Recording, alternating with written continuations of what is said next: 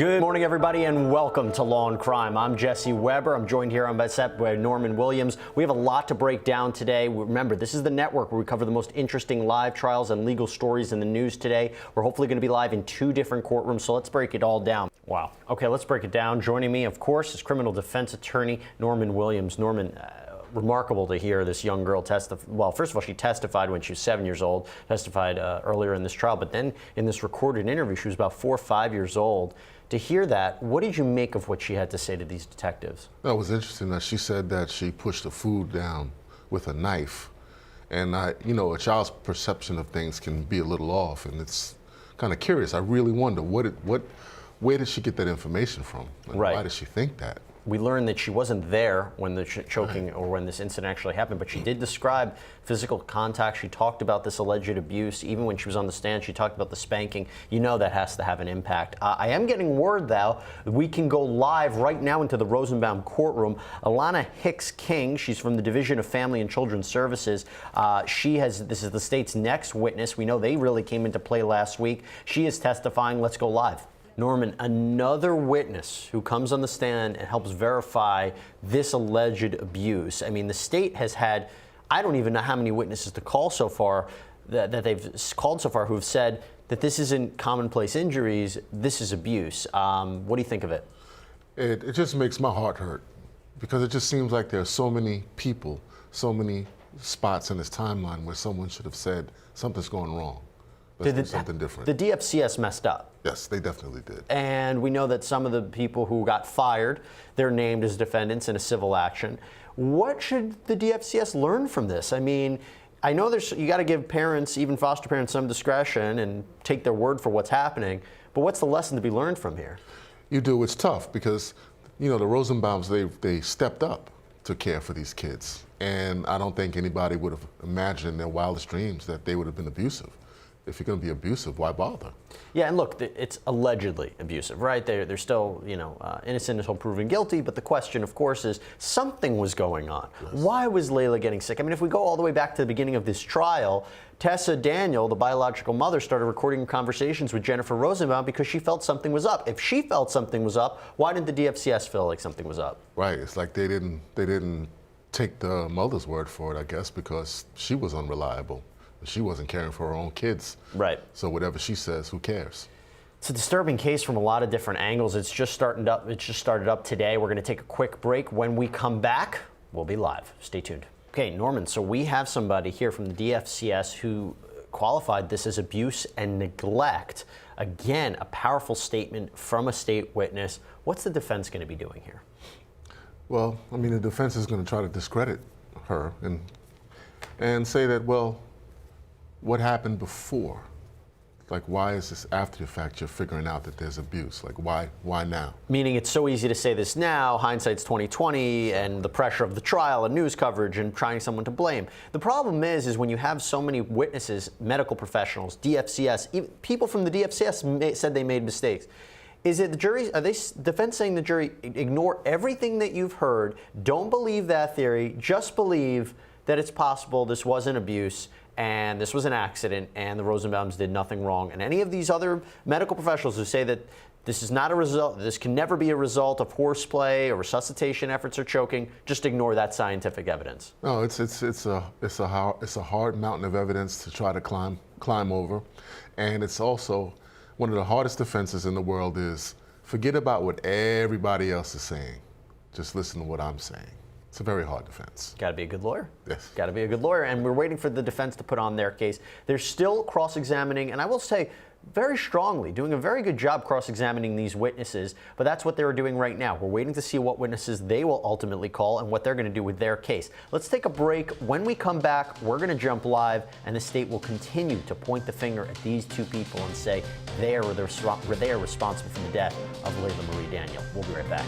All right, some interesting back and forth that we just saw right there in the Rosenbaum and Rosenbaum case. While we were on break, there was a continued cross-examination of Alana Hicks King, who's a field program specialist for the Division of Family and Children's Services. This was the organization that was tasked with monitoring and making sure that these two little girls were okay in the care of their foster parents.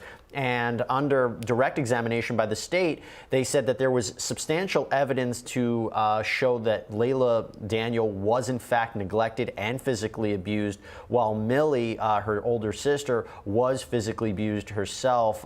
So then the question became, what was the defense going to do under cross-examination? And here, Norman, they were trying to attack the investigation, attack the way the way Millie was interviewed, and also pointing to the fact that Tessa Daniel, the biological mother of these girls, never said she wanted them taken out of the Rosenbaum's care. So how should we be thinking about this? Right. I think that what the defense was trying to do was impeach the witness on some prior testimony that said something opposite of what she's saying on the stand. And that's a good tactic. And if she did say something different in the past, that could be compelling. There's a sidebar going on right now, a little question about how certain questions will be answered or asked, excuse me. And then the question is, does this work? I mean, do they have a point here that, you know, like you said earlier, hindsight's 20/20. You have a girl who died at 2 years old. You have another girl that has these bruises. Nobody did anything before. So why should we blame now? Right. I mean, that's just kind of common sense, and people kind of wonder. And I think right now during the sidebar, they're probably debating whether or not the information that the defense is trying to attack is proper impeachment or not. And if the defense wins on this evidentiary argument, it's going to be a nice jab, a nice chip away at the mountain of evidence. Yeah, and this is a hearsay question. It's about what did one person tell this witness about the abuse from Jennifer and Joseph Rosenbaum. One of the questions was, you know, we hear so much about Jennifer, but now we're starting to hear some stuff about Joseph. In fact, one of the questions was, should this person call you and tell you that Joseph beat her in the back? And she said no. Now, the reason that's interesting is we're hearing so much about Jennifer spanking these girls. Right. What's Joseph's role in this, you think? Right, Joseph has to have a role. I mean, a bigger role other than just turning his head or not paying attention. But it is interesting that the story now is really all Jennifer. That's interesting. You said he has to have a bigger role than just not paying attention to it, right, because he's charged with a lower degree of murder, and child abuse. He's charged with, battery and assault, and also cruelty to children. But what have you seen to show that? Nothing other than the fact that they were husband and wife, and he's living in the same household until now. Because here's the thing, we don't know when certain injuries were inflicted, how they were inflicted, who did what. Is that would I be right in saying this is circumstantial evidence? Yes, it is circumstantial. But you do wonder, like when the poor girl Layla's, her leg was broken. Right. You wonder, like, who had the strength to do that? Is it Jennifer or was it her husband? And then there's also the thing of, how do these young girls get these kinds of injuries, and why did it seem that they were trying to hide what was happening? Do the stories match up about how it happened? So yes, this may be circumstantial evidence, but it is a strong case so far against these two. Let's go back to some other testimony as we wait to jump back live into the courtroom. We heard from a foster care investigator in this case. Again, the DFCS came under fire throughout this trial. Let's hear a little bit what she had to say. You know, Norman, what I find fascinating about this is you have the two people, Samantha White, Tamara Warner-Smith. One was a caseworker, one was a supervisor. They were both let go for what they failed to do in this case. And then you have this whole other team that comes in to investigate, did the DFCS do enough? If I'm understanding it correctly, you have this foster care investigator, you have someone who's on the stand right now. This must be an embarrassing moment for them. It has to be. It has to be, because as these witnesses testify, they sound like solid people. They sound like they're knowledgeable. They sound like they're at least competent at their jobs, but you wonder, like, what happened on the front end of this problem? You know, why do the big guns come out after it's obvious that something wrong has happened? Right, and that's the problem. That's the problem. Alana Hicks-King, a field program specialist from the DFCS, is on the stand. Let's go back live. All right, so when you hear about Banks, the name Banks, that's Peggy Banks, somebody who tried to care for these children at a certain point, but she was older, and her senior living community wouldn't allow her to keep the children at a certain point.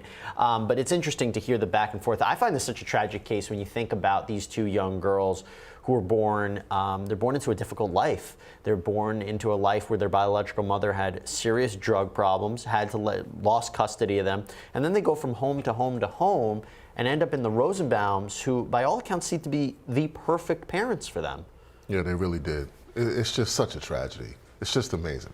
Like, we all think about our own lives and bad things that have happened, but I don't think in our wildest imaginations we could even imagine something this bad happening to us before we reach the age of 8. Yeah, it's horrifying. And look, we look at the two of them at their defense table.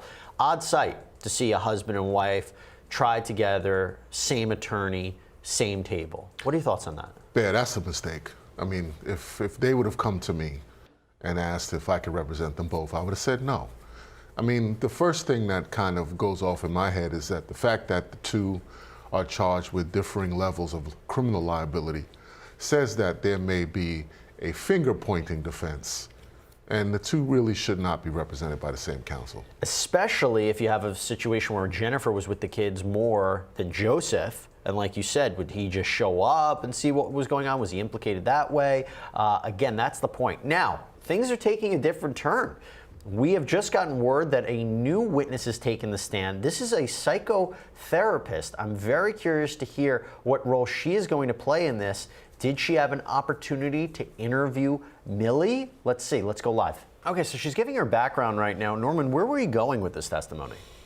I mean, I guess they're going to try to establish that that there was something wrong with these girls, that even when they interviewed them, that there was something there was some abuse, there was some sign that there was some trauma that they were experiencing. It's interesting to see the progression of how this case is being presented by the state in a very strong case. Now, one of the things that I've noticed, and you tell me if I'm wrong, have you noticed that if this is true, if the Rosenbaums have abused these girls, that the level of abuse is different, that there was more abuse of Layla than there was of Millie? It does appear that way. Why would that be?